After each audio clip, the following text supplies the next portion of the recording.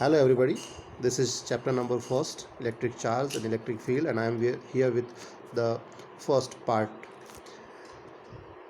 Before starting the video, please note that it is the important part that a word static, because electric field and electric charge, this is the part of electrostatics. Then what is we actually mean by the term static? Static will be repeating in this and ongoing chapters. So what does actually it means? It means that anything that does not move or change with time, means कोई movement नहीं होना चाहिए और उसकी value में भी कोई भी चेंजेस नहीं होना चाहिए. Then electrostatics deals with study of force, fields and potential arising from the static charges, यानी जो जो चार्जेस स्टैटिक होंगे उनकी वजह से जो फोर्स हैं, फील्ड है और जो पोटेंशियल डेवलप होगा, उन सब की स्टडी अपन इलेक्ट्रोस्टैटिक्स में करते हैं. तो अब चार्ज की बात हुई तो पहला टॉपिक लेते हैं अपन, what is electric charge. There are only two types of entity called the electric charge. आप चार्ज से अच्छी तरह से परिचित हैं, पॉजिटिव चार्ज और नेगेटिव चार्ज आपने बहुत बार सुना भी होगा कि after several experiment it was concluded that there are two kind of electrification. The first is the like charge repels, means अगर दोनों चार्ज इक्वल होंगे तो वो रिपेल करेंगे, और अनलाइक चार्जेस जो हैं वो अट्रैक्ट करेंगे. इसके लिए आपने 7th 8th या फिर 10th तक की साइंस में पढ़ा भी होगा कि अपन कपड़े के ऊपर किसी प्लास्टिक के स्केल को रगड़ें तब वो जो पीसेज है छोटे छोटे कागज़ के, उनको वो अट्रैक्ट करती है. These all type of phenomena are lying in this one. The term electricity is derived from a Greek word electron, that actually means amber. The properties of matter, atoms and molecules, and determining the magnetic and electric forces present in them.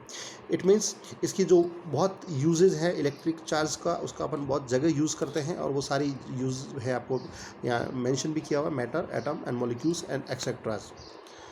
अब दो type के charges की बात अपन ने starting में करी थी, तो कौन से हैं वो दो चार्ज? तो पहला इलेक्ट्रिक चार्ज है पॉजिटिव चार्ज, जिसके लिए सिंबल आप प्लस काम में लेते हैं, and the second electric charge is negative charge, जिसके लिए सिंबल हम माइनस काम में लेते हैं.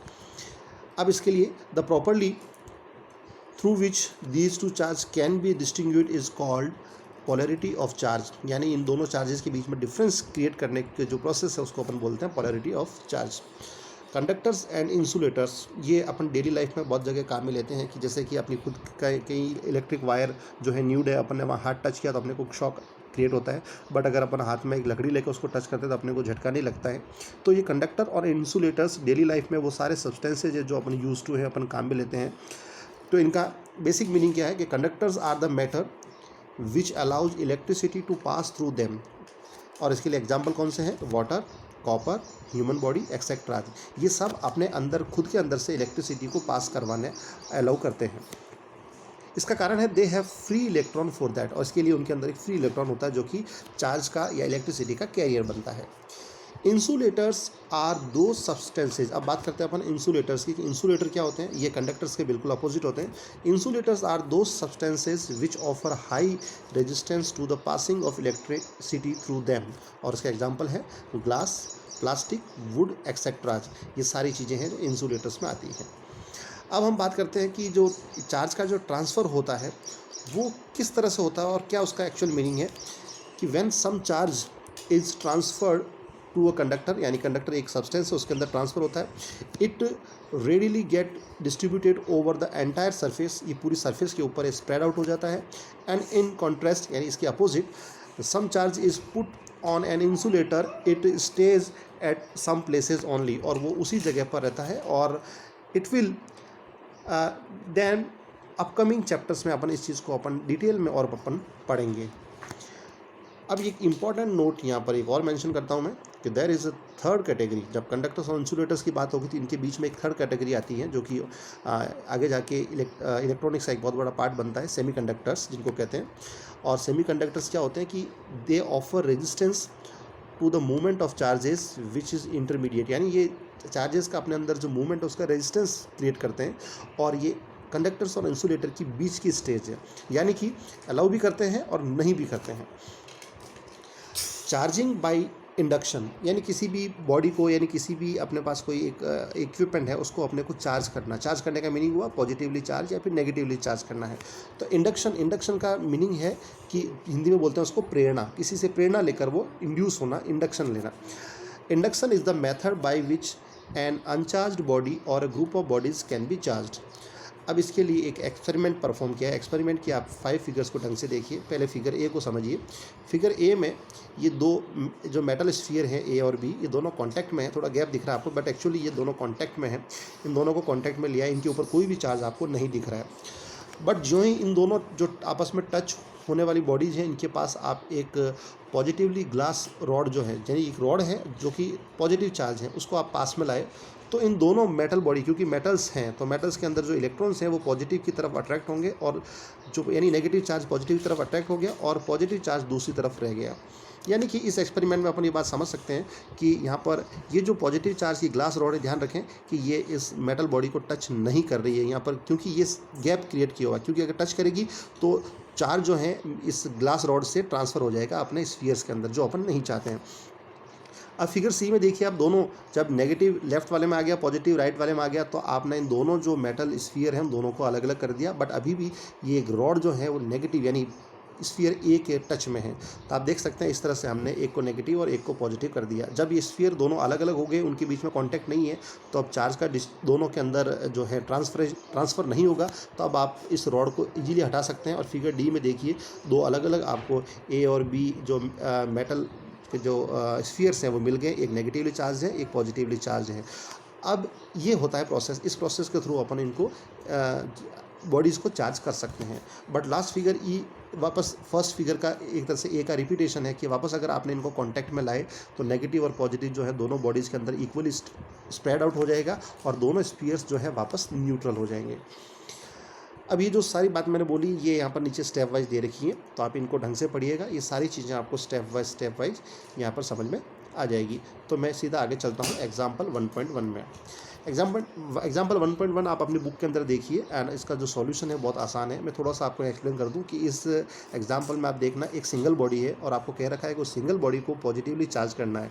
तो इसको समझने के लिए आप इसी फिगर में समझिए कि इसी फिगर में फिर सिर्फ आपको जो स्फीयर ए लिया, बी नहीं लिया। ए लोगे और उसके पास पॉजिटिव ग्लास रॉड लाओगे तो नेगेटिव लेफ्ट में शिफ्ट, जो पॉजिटिव जो उसका पार्ट है, अगर पॉजिटिव लाए, वैसे आप एग्जाम्पल पढ़ना, अगर पॉजिटिव लाए या नेगेटिव लाए, मैं ये मान के चलता हूँ पॉजिटिव रॉड लाए तो नेगेटिव पार्ट लेफ्ट में आ जाएगा और पॉजिटिव पार्ट जो दूसरी तरफ आ जाएगा। तो अब जो दूसरी तरफ वाला चार्ज है उसको किसी मीडियम के थ्रू आप वहाँ से निकाल लेंगे, तो रिमेनिंग जो आपका चार्ज बचेगा वो पूरा नेगेटिव होगा। ये आप एग्जाम्पल को समझिए, समझ में आ जाएगा। अब जब चार्ज की बात हुई तो चार्ज की बेसिक प्रॉपर्टीज़ को ज़रा समझ लेते हैं कि basic properties of electric charge. अब चार्ज के लिए अपन ने बात कर रखी कि चार्ज दो टाइप के होते हैं, पॉजिटिव और नेगेटिव चार्ज होते हैं, और उनके जो इफ़ेक्ट इस तरह के होते हैं कि दोनों एक दूसरे को हमेशा कैंसल करने की कोशिश में रहते हैं, और उसका कारण है कि दोनों की नेचर जो है वो अपोजिट होती है।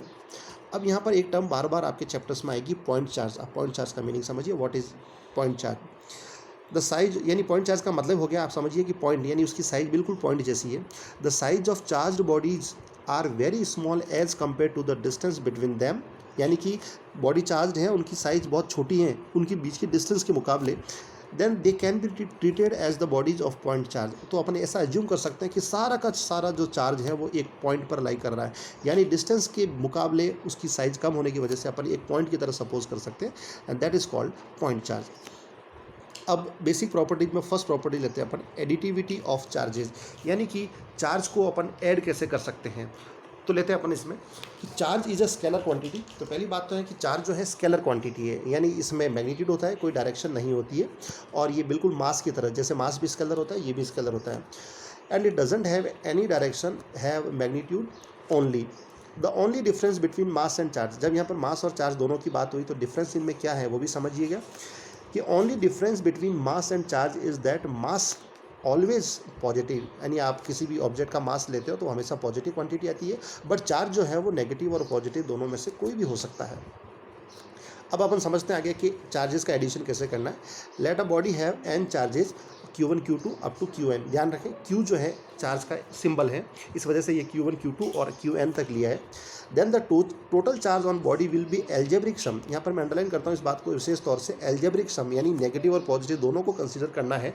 Algebraic sum of all charges Q1 Q2 up to Qn.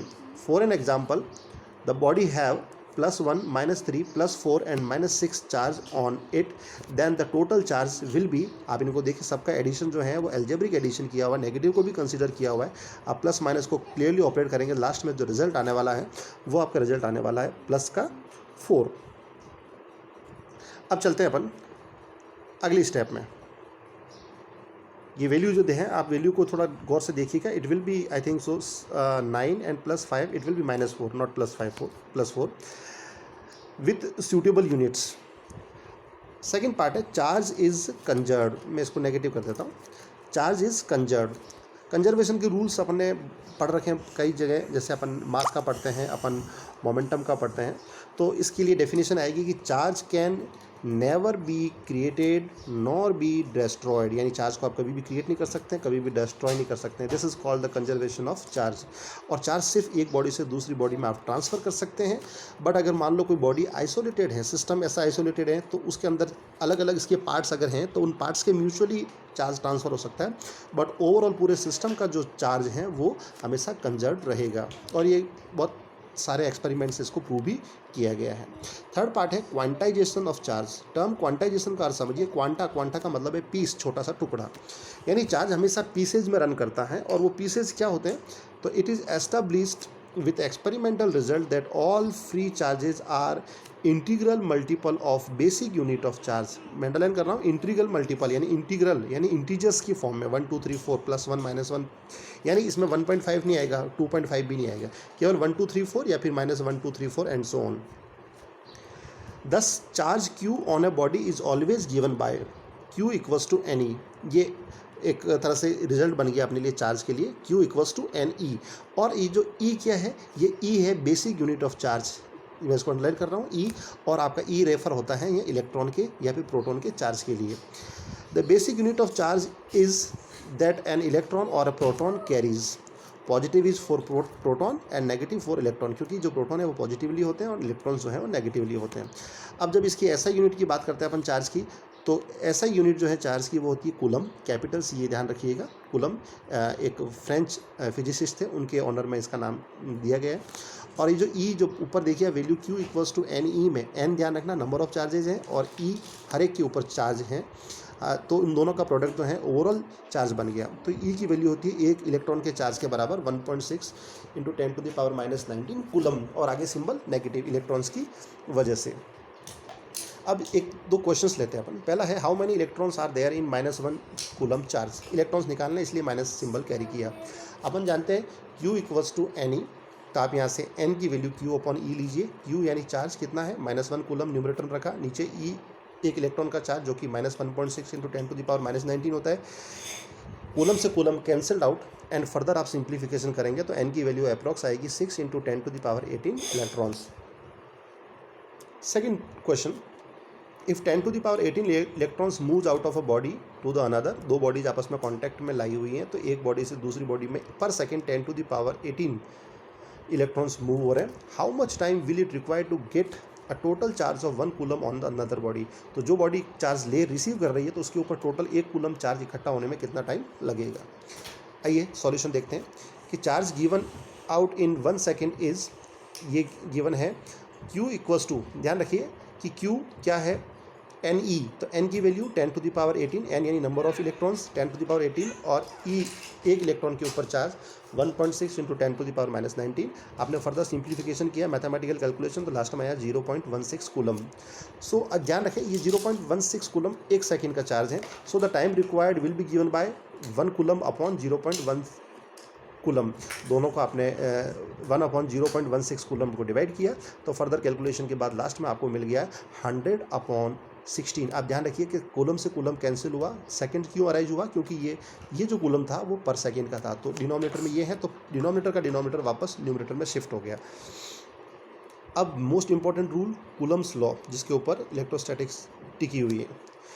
ये एक तरह से जो न्यूटन ने यूनिवर्सल ग्रेविटेशनल लॉ दिया उसके बिल्कुल सिमिलर चलता है, काफ़ी इसकी कॉन्फ़िगरेशन सेम है कि it is a quantitative statement about the force between 2 point charges. क्या इसका स्टेटमेंट है? इन्वर्टेड कॉमा में लिखा हुआ है, the force acting between 2 point charge along the line joining the 2 charges. ध्यान रहे, फोर्स उन दोनों पॉइंट चार्ज को ज्वाइन करने वाली लाइन के अलॉन्ग ही वर्क करेगा, is given by directly proportional, और ये फोर्स डायरेक्टली प्रोपोर्शनल होता है to the product of magnitude of them. दोनों चार्जेस के मैग्नीट्यूड्स के प्रोडक्ट के directly proportional and inversely proportional to the square of distance between them.